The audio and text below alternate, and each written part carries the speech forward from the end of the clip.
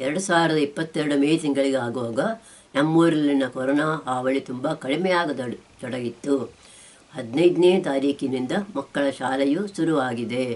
ಜನರು ಒಂದೂರಿನಿಂದ ಇನ್ನೊಂದೂರಿಗೆ ಸಂಬಂಧಿಕರನ್ನು ಕಾಣಲು ಮತ್ತು ಪ್ರವಾಸ ಹೋಗಲು ತೊಡಗಿದ್ದಾರೆ. ನನ್ನ ಕುಂಚಿನಡ್ಕದ ಅತ್ತಿಗೆಗೆ ಜೂನ್ ತಿಂಗಳಿಗೆ 89 ವರ್ಷ ಆಯಿತು. ಅವರಿಗೆ ಹಿಂದಿನ ಹಾಗೆ ಈಗ ದೂರದ ಊರಿಗೆ ಪ್ರವಾಸ ಮಾಡಲು ಸಾಧ್ಯವಾಗುವುದಿಲ್ಲವೆಂದು ನಾನು ಅವರಿಗೆ ಫೋನ್ ಮಾಡಿದಾಗ ತಿಳಿಸುತ್ತಿದ್ದರು. ಈ ಸುದ್ದಿಯನ್ನು ತಿಳಿದು ಶಂಕರ ಭಟ್ರು ನಾವು ಒಮ್ಮೆ ಕುಂಚಿನಡ್ಕಕ್ಕೆ ಹೋಗಿ ಪುಟ್ಟಕ್ಕನನ್ನು ಕಂಡು ಅಲ್ಲಿ ಒಂದು ದಿವಸ ಇದ್ದು ಬರೋಣ ಎಂದು ನನ್ನ ಬಳಿ ಹೇಳಿದರು. ನಾನು ಅದಕ್ಕೆ ನನ್ನ ಒಪ್ಪಿಗೆಯನ್ನು ಕೊಟ್ಟೆ. ಶಂಕರ ಭಟ್ಟರು ಊರಿಗೆ ಹೋಗದೆ 20 ವರ್ಷಗಳಾಗಿತ್ತು. ನಾನು ಒಂದೆರಡು ಸಲ ಮಾಲತಿ ಜೊತೆ ಪುತ್ತೂರಿಗೆ, ಭೀಮನಗುಡಿಗೆ ಮತ್ತು ಹನುಮಜ್ಜಿಗೆ ಮದುವೆಗೆ ಉಪನಯನ ಎಂದು ಒಂದು ದಿವಸಕ್ಕೆ ಹೋಗಿ ಬಂದಿದ್ದೆ. ಜೂನ್ 22ನೇ ತಾರೀಕಿನಂದು ನಾನು ಮತ್ತು ನನ್ನ ಪತಿ ಬಾಡಿಗೆ ಕಾರಿನಲ್ಲಿ ಇಲ್ಲಿಂದ ಬೆಳಗ್ಗೆ 7 ಗಂಟೆಗೆ ಹೊರಟು 11:30ಕ್ಕೆ ಕುಕ್ಕುಪುಣಿಯ ಸಹಕಾರವನಕ್ಕೆ ತಲುಪಿದೆವು. ಅಲ್ಲಿನ ಮನೆಯಲ್ಲಿ ನನ್ನ ಮೈದುನನ ಗಂಗಾಧರ ಮಡದಿ ಶಂಕರಿ, ಅವರ ಮಗ ನಾರಾಯಣ, ಸೊಸೆ ಜಯಂತಿ, ನಾರಾಯಣನ ಮಗ ವಸು ಮತ್ತು ಮಗಳು ಅನನ್ಯ ಇದ್ದರು. ನಾನು ಅಲ್ಲಿಗೆ ಬರುವುದನ್ನು ತಿಳಿದು ನಾರಾಯಣನ ಮಕ್ಕಳು ಮಧ್ಯಾಹ್ನದ ಶಾಲೆಗೆ ರಜೆ ಮಾಡಿದ್ದರು. ಜಯಂತಿ ನಮಗಾಗಿ ಖಾರ ಹಾಕದ ಮೇಲೋಗರ ಸಾರು ಮಾಡಿದ್ದಳು. ನಾರಾಯಣ ಮತ್ತು ಮಕ್ಕಳ ಜೊತೆ ನಾವು ಊಟ ಮಾಡಿದೆವು. ಊಟವಾದ ಮೇಲೆ 2 ಗಂಟೆಗೆ ನಾರಾಯಣ ಮತ್ತು ಅವನ ಕಾರಿನಲ್ಲಿ ನಮ್ಮನ್ನು ದೇವಮಣಿಗೆ ಕರೆದುಕೊಂಡು ಹೋದ. ಕಾರಿನಲ್ಲಿ ನಮ್ಮ ಜೊತೆ ವಸು ಮತ್ತು ಅನನ್ಯ ಬಂದಿದ್ದರು. ದೇವಮಣಿಯಲ್ಲಿ ಶಂಕರ ಭಾವನರ ಮಗ ರಾಮಕೃಷ್ಣ, ಅವನ ಮಡದಿ ವಿನತಾ, ಮಗಳು ಶ್ರೀಲಕ್ಷ್ಮಿ ಮತ್ತು ಮಗ ಜೈಶಂಕರ ಇದ್ದರು. ಜಯಶಂಕರನಿಗೆ ಚಿಕನ್ ಫಾಕ್ಸ್ ಆಗಿ ಜ್ವರ ಇತ್ತು. ಅವನೊಂದು ಕೋಣೆಯಲ್ಲಿಯೇ ಮಲಗಿದ್ದ. ಅವನ ಮಡದಿ ಶ್ರೀಲಕ್ಷ್ಮಿ ಕಾಲೇಜಿಗೆ ಹೋಗಿದ್ದಳು. ರಾಮಕೃಷ್ಣನ ಮಗಳು ಶ್ರೀಲಕ್ಷ್ಮಿ ಸಂಗೀತ ಕಲಿಯುತ್ತಿದ್ದಳು. ನಮಗಾಗಿ ಅವಳು ಸ್ವಲ್ಪ ಹೊತ್ತು ಹಾಡಿದಳು. ಅವಳು ತುಂಬ ಚೆನ್ನಾಗಿ ಹಾಡುತ್ತಾಳೆ. ಅವರಲ್ಲಿ ನಾವು ಸ್ವಲ್ಪ ಹೊತ್ತು ಮಾತನಾಡುತ್ತಿದ್ದು ಕಷಾಯ ಕುಡಿದು ನಾರಾಯಣನ ಕಾರಿನಲ್ಲಿ ಮಕ್ಕಳ ಜೊತೆ ಹಿಂದಿರುಗಿ ಸಹಕಾರವನಕ್ಕೆ ಬಂದೆವು. ಅಲ್ಲಿ ನಮಗೆ ಮೈಸೂರಿಗೆ ತೆಗೆದುಕೊಂಡು ಹೋಗಿ ಎಂದು ಒಂದು ಕೊನೆ ಕದಳಿ ಬಾಳೆಕಾಯಿ ಮತ್ತು 1 ಕಿಲೋ ಹಸುವಿನ ತುಪ್ಪ ಕೊಟ್ಟರು. ಅಲ್ಲಿಂದ ನಮಗೆ ದರ್ಬೆಗೆ ಮತ್ತು ಕುಂಚಿನಡ್ಕಕ್ಕೆ ಹೋಗಲಿಕ್ಕಿತ್ತು. ನಮಗೆ ದಾರಿ ತೋರಿಸಲು ನಾರಾಯಣ ಅವನ ಕಾರಿನಲ್ಲಿ ಬಂದ. ಅವನ ಜೊತೆ ಮಕ್ಕಳಿಬ್ಬರೂ ಹೊರಟರು. ಶಂಕರ ಭಟ್ಟರು ಮತ್ತು ವಸು ನಾರಾಯಣನ ಕಾರಿನಲ್ಲಿ ಕುಳಿತರು. ನಾವು ಮೈಸೂರಿನಿಂದ ಬಂದ ಬಾಡಿಗೆ ಕಾರಿನಲ್ಲಿ ನಾನು ಮತ್ತು ಅನನ್ಯ ಕುಳಿತೆವು. ನಾವು ದರ್ಬೆಗೆ ತಲುಪುವ ತನಕ ಅನನ್ಯ ಅವಳ ಶಾಲೆಯ 2ನೇ ತರಗತಿಯ ಹಾಡು ಹೇಳಿದಳು ಮತ್ತು ಅವಳ ತರಗತಿಯ ಗೆಳತಿಯ ಸುದ್ದಿ ಮತ್ತು ಅವಳ ಚಿಕ್ಕಪ್ಪ ಶ್ರೀರಾಮನ ಮಗಳು ಸಿರಿಯ ಸುದ್ದಿ ಹೇಳಿ ನನಗೆ ಸಂತಸ ನೀಡಿದಳು. ದರ್ಬೆಯಲ್ಲಿ ನನ್ನ ಮೈದುನನ ಮಡದಿ ಸರೋಜಿನಿ, ಮಗ ಕುಮಾರ, ಸೊಸೆ ವಿನಯ, ಕುಮಾರನ ತಮ್ಮ ಶಂಭುವಿನ ಮಡದಿ ಮತ್ತು ಅವನ ಮಗಳು ಇದ್ದರು. ಅಲ್ಲಿ ನಮಗೆ ವಿನಯ ಮಾವಿನ ಹಣ್ಣು ಮತ್ತು ಕಷಾಯ ಕೊಟ್ಟಳು. ದರ್ಬೆಯಿಂದ ಕುಂಚಿನಡ್ಕಕ್ಕೆ ಹೋಗಲು ನಮಗೆ ನಾರಾಯಣ ದಾರಿ ತೋರಿಸಬೇಕಿತ್ತು. ಈಗ ನಮ್ಮೂರಲ್ಲೆಲ್ಲ ಹೊಸ ಹೊಸ ರಸ್ತೆಗಳು, ಅಂಗಡಿಗಳು ಮತ್ತು ಮನೆಗಳು ಆಗಿದ್ದವು. 20 ವರ್ಷದ ಬಳಿಕ ಊರಿಗೆ ಬಂದ ನಮಗೆ ನಾರಾಯಣ ಸಹಾಯವಿಲ್ಲದೆ ಎಲ್ಲಿಗೂ ಹೋಗಲು ಸಾಧ್ಯವಿರಲಿಲ್ಲ. ಅವನು ಸಂತೋಷದಿಂದ ಕುಂಚಿನಡ್ಕದ ಪುಟ್ಟಕ್ಕನ ಅವನ ಸೋದರತ್ತೆಯ ಮನೆಗೆ ದಾರಿ ತೋರಿಸಲು ಅವನ ಕಾರಿನಲ್ಲಿ ನಮ್ಮೊಂದಿಗೆ ಬಂದ. ಅವನ ಮಕ್ಕಳಿಬ್ಬರೂ ನಮ್ಮ ಜೊತೆಯಲ್ಲಿ ಇದ್ದರು. ಸಂಜೆ 5 ಗಂಟೆಗೆ ನಾವು ಕುಂಚಿನಡ್ಕದ ಅತ್ತಿಗೆಯ ಮನೆಗೆ ಬಂದೆವು. ತಮ್ಮನನ್ನು ಕಂಡು ಪುಟ್ಟಕ್ಕತ್ತಿಗೆಗೆ ತುಂಬ ಸಂತೋಷವಾಯಿತು. ಶಂಕರ ಭಟ್ಟರು ನಾವು ಮೈಸೂರಿನಿಂದ ತಂದ ಉಲ್ಲನ್ ಶಾಲನ್ನು ಅಕ್ಕನಿಗೆ ಹೊಲಿಸಿದರು. ನಮ್ಮನ್ನು ಅಲ್ಲಿ ಬಿಟ್ಟು ನಾರಾಯಣ ಮತ್ತು ಮಕ್ಕಳು ಅವರ ಕಾರಿನಲ್ಲಿ ಕುಕ್ಕುಪುಣಿಗೆ ಹಿಂದಿರುಗಿದರು. ಅತ್ತಿಗೆಯ ಮನೆಯಲ್ಲಿ ಅವರ ಮಗ ಪ್ರಸಾದ ಮತ್ತು ಸೊಸೆ ಜಲಜ ಇದ್ದರು. ಸಂಜೆ ಅತ್ತಿಗೆಯ ಮಗಳ ಶಿವಕುಮಾರಿ ಮುಜುಂಗಾವಿನಿಂದ ಬಂದಳು.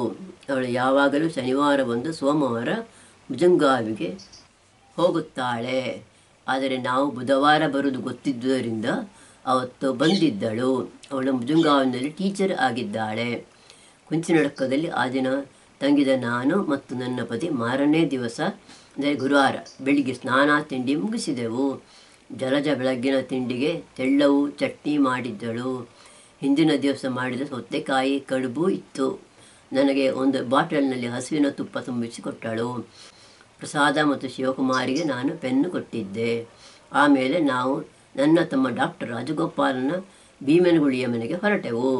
ನಮಗೆ ಅಲ್ಲಿ ದಾರಿ ತೋರಿಸಲು ಪುತ್ತೂರಿನವರೆಗೆ ಪ್ರಸಾದ ಅವನ ಕಾರಿನಲ್ಲಿ ಬಂದ. ಅಲ್ಲಿಗೆ ನನ್ನ ತಮ್ಮ ರಾಜಗೋಪಾಲ ತನ್ನ ಸ್ಕೂಟರ್ನಲ್ಲಿ ಬಂದಿದ್ದ. ಅವನು ನಮ್ಮ ಕಾರಿನ ಡ್ರೈವರಿಗೆ ದಾರಿ ತೋರಿಸುತ್ತಾ ಭೀಮನಗಳಿಗೆ ನಮ್ಮನ್ನು ಕರೆದುಕೊಂಡು ಹೋದ. ಆಗ ಬೆಳಿಗ್ಗೆ 10 ಗಂಟೆ ಆಗಿತ್ತು. ಮನೆಯಲ್ಲಿ ಗೋಪಾಲನ ಮಡದಿ ಗೌರಿ, ಮಗ ಪ್ರಶಾಂತ, ಸೊಸೆ ದೇವಿಕಾ ಮತ್ತು 3 ವರ್ಷದ ಮಗಳು ಧಾತ್ರಿ ಇದ್ದಳು.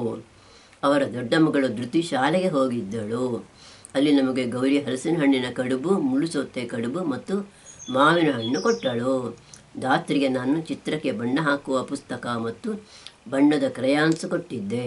ಗೌರಿ ನಮಗೆ ಮೈಸೂರಿಗೆ ತೆಗೆದುಕೊಂಡು ಹೋಗಲು ಹಲಸಿನಕಾಯಿ ಚಿಪ್ಸ್ ಕೊಟ್ಟಳು ಮತ್ತು ರಾಜಗೋಪಾಲ ಒಂದು ಹಲಸಿನ ಹಣ್ಣು ಕೊಟ್ಟ. 11 ಗಂಟೆಗೆ ನಾವು ಅಣ್ಣ ಕುಂಜಣ್ಣ, ನಾರಾಯಣ ಮತ್ತು ಜಯರಾಮ ಇರುವ ಹನುಮಜ್ಜೆಗೆ ಮನೆಗೆ ಹೋದೆವು. ಗೋಪಾಲ ಅವನ ಸ್ಕೂಟರ್ನಲ್ಲಿ ನಮಗೆ ದಾರಿ ತೋರಿಸಲು ಬಂದಿದ್ದ. ಹನುಮಜ್ಜೆ ಮನೆಯಲ್ಲಿ ನನ್ನ ಕುಂಜಣ್ಣ, ತಮ್ಮ ಜಯರಾಮ ಮತ್ತು ನನ್ನ ಅತ್ತಿಗೆ ಮಾಯಾಪಾರ್ವತಿ ಇದ್ದರು. ನಾವು ಅಲ್ಲಿಗೆ ಮಧ್ಯಾಹ್ನ ಊಟಕ್ಕೆ ಬರುತ್ತೇವೆಂದು ಮಾಹಿತಿಗೆ ಹಿಂದಿನ ದಿವಸ ತಿಳಿಸಿದ್ದೆ. ಅವರು ನಮಗಾಗಿ ಸೌತೆಕಾಯಿ ಮೇಲೋಗರ, ಪುನರ್ಪುಳಿ ಸಾರು ಮತ್ತು ಪಲ್ಯ ಮಾಡಿದ್ದರು. 12:30ಕ್ಕೆ ನಾವು ಊಟ ಮಾಡಿದೆವು. ಜಯರಾಮನಿಗೆ ಈಗ ವಯಸ್ಸಾದ್ದರಿಂದ ಮೊದಲಿನ ಹಾಗೆ ಕೋಲು ಹಿಡಿದುಕೊಂಡು ನಡೆಯಲು ಸಾಧ್ಯವಾಗುವುದಿಲ್ಲ. ಅವನನ್ನು ವೀಲ್ ಚೇರ್ನಲ್ಲಿ ಕುಳ್ಳಿರಿಸಿ ಊಟದ ಕೋಣೆಗೆ ಕರೆದುಕೊಂಡು ಬರಬೇಕಾಗುತ್ತಿತ್ತು. ಅಲ್ಲಿ ಊಟ ಮಾಡಿ ನಾವು 1:30ಕ್ಕೆ ಮೈಸೂರಿನಿಂದ ಬಂದ ಬಾಡಿಗೆ ಕಾರಿನಲ್ಲಿ ಹೊರಟೆವು. ಅಲ್ಲಿಂದ ಮೈಸೂರಿಗೆ ಹೋಗುವ ದಾರಿಯನ್ನು ನನ್ನ ಅಣ್ಣ ಡ್ರೈವರಿಗೆ ತಿಳಿಸಿದ್ದ.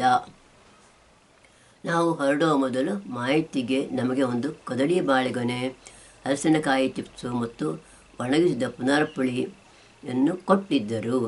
ಮಧ್ಯಾಹ್ನ 1:30ಕ್ಕೆ ಹೊರಟು ನಾವು ಯಾವ ತೊಂದರೆಯೂ ಇಲ್ಲದೆ ಸಂಜೆ 5:30 ಗಂಟೆಗೆ ಮೈಸೂರಿನಲ್ಲಿರುವ ನಮ್ಮ ರೂಪನಗರದ ಮನೆಗೆ ಬಂದೆವು. ನನ್ನ ಪತಿಯ ಬರವಣಿಗೆಯನ್ನು ನೋಡಿ ನನ್ನ ಮಗಳಿಗೂ ಅದರಲ್ಲಿ ಆಸಕ್ತಿ ಹುಟ್ಟಿದೆ. ಅವರ ಕನ್ನಡಕ್ಕೆ ಬೇಕು ಕನ್ನಡದ್ದೇ ವ್ಯಾಕರಣ ಎಂಬ ಪುಸ್ತಕವನ್ನು ಅವಳು ಇಂಗ್ಲೀಷಿಗೆ ಅನುವಾದಿಸಿದ್ದು ಅದು ಈಗ ಅಚ್ಚಿನಲ್ಲಿದೆ.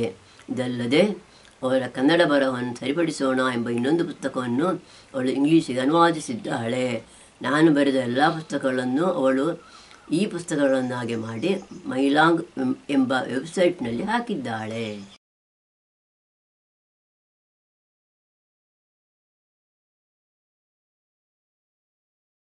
ಬದುಕು ಬರಹ.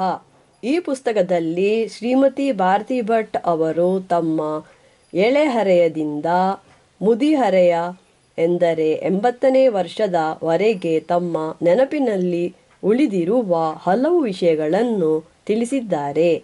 ಅವರು ಹುಟ್ಟಿದ್ದು ದಕ್ಷಿಣ ಕನ್ನಡ ಪುತ್ತೂರಿನ ಕೊಂಬೆಟ್ಟಿನಲ್ಲಿರುವ ಮನೆಯಲ್ಲಿ ಏಪ್ರಿಲ್ 22, 1943ನೇ ಇಸವಿಯಲ್ಲಿ. ಪುತ್ತೂರಿನಲ್ಲೇ ಅವರ ಶಾಲಾ ವಿದ್ಯಾಭ್ಯಾಸವೂ ನಡೆಯಿತು. ಅವರ ಮದುವೆ 1963ರಲ್ಲಿ ದರ್ಬೆಯ D.N. ಶಂಕರ್ ಭಟ್ಟರೊಡನೆ ನಡೆಯಿತು.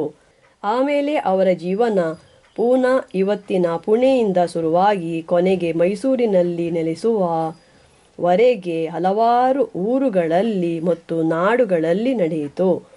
ಈ ಅನುಭವವನ್ನು ಅವರು ಈ ಪುಸ್ತಕದಲ್ಲಿ ವಿವರಿಸಿದ್ದಾರೆ.